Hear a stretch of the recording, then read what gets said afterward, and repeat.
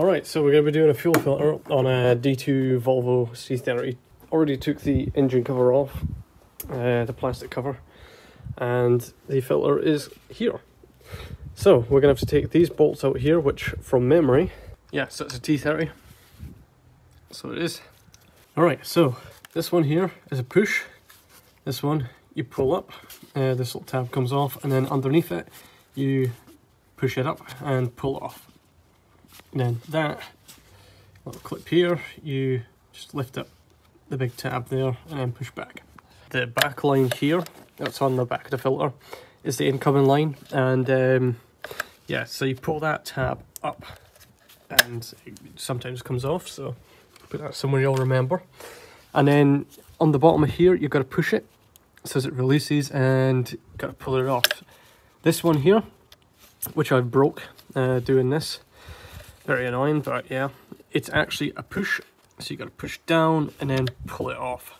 So that's going into the injector somewhere. But yeah, so you push down on this one and you pull it off. You take the top tab off and then you get underneath there and you push up on it and pull. I had a bit of difficulty getting this one off because it's a bit hard to get your thumb under there, finger, whatever. So I ended up using like I went underneath it like that so as I could push up on the clip and then pull it off. Upon further inspection, I think you can just get away by pushing the bottom tab and not taking off the top tab on the back connector. So you can just leave the top on and just push it up from the bottom, just as shown in the video. These two nuts here are M8s, so there's only two of them, so just take them out. So you need to twist the water level sensor, which does not get used in this model. And then you want to pull it up and then it will start to drain fluid. It'll start coming out the bottom here. So make sure you got it ready to, you've got something to catch it. Now it's still leaking. There is 3 Torx head bolts that we have to get off now. So just take them off. That's T15s, so they are. Alright, once you take them bolts out, that pulls off. And you're left with this. So there'll be an O-ring there that you will need to take off. Your new one will come with one, and this one's came with a bottom little grommet there, which is quite nice. So yeah, basically it's quite simple now. Put it on and then tighten up them bolts again. Right, this is a bit curious, but we're gonna push that down till it bottoms out, and so we need to get that down underneath. There's like a wee tab in there. Yeah, it's a two-hand job. Right, as you can see, that's back on. Yep, perfect. Just gonna plop that back in, and remember to take the bottom bit off. Alright, so got this back in. Just gonna tighten up the 2 M8 bolts. You kind of need to make sure it's seated in the bottom. It's sometimes a little bit of a fiddle and a faff, but it will go in. It kind of needs to sit in that bowl. That's what it does.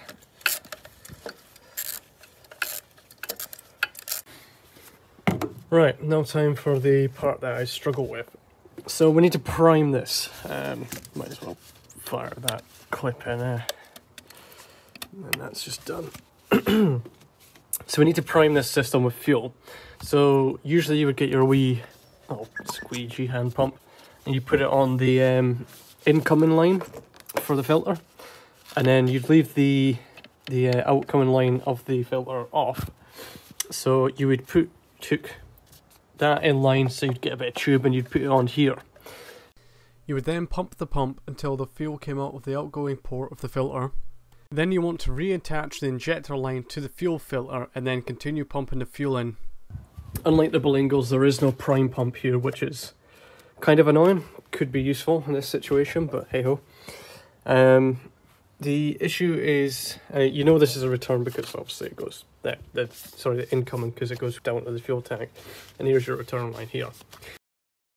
So I think the issue here is that my pump is just a bad pump. It's a little hand pump. You can get electric ones that go into drills, but my usual fix is to just, instead of pump fuel from the fuel tank, I have a jerry can filled with diesel, as you could see.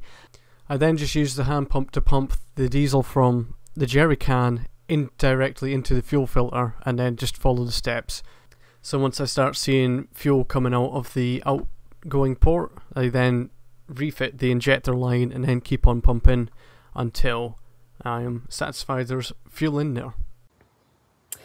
Alright, this is a setup. We're about to make a right mess, so I've kind of got a towel underneath there, and we're just going to start.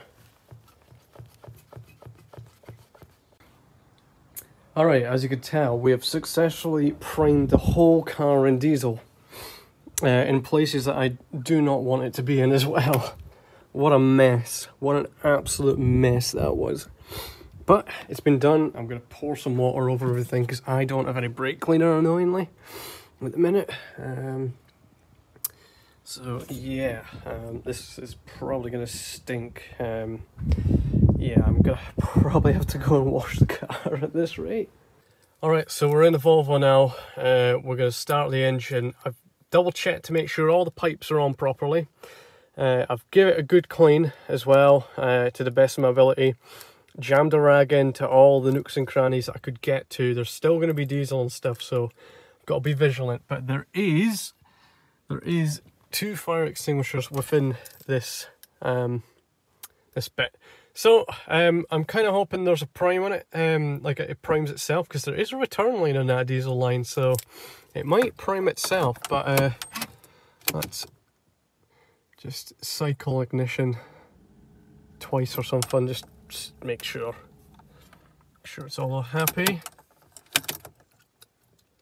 Doesn't look like we've got an engine management light on, but I'm not sure if that's meant to be on or off. Okay, so when I start this, I'm going to press the accelerator down, keep the revs up in case there is any air bubbles in. Oh.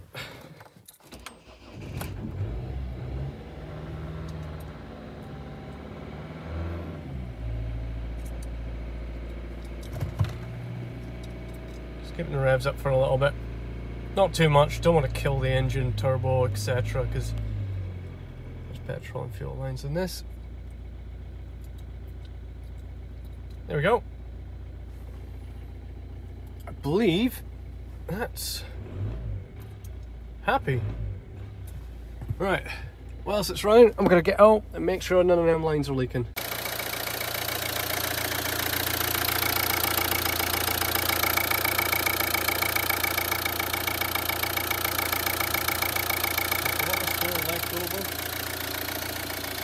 Cool. Seems happy.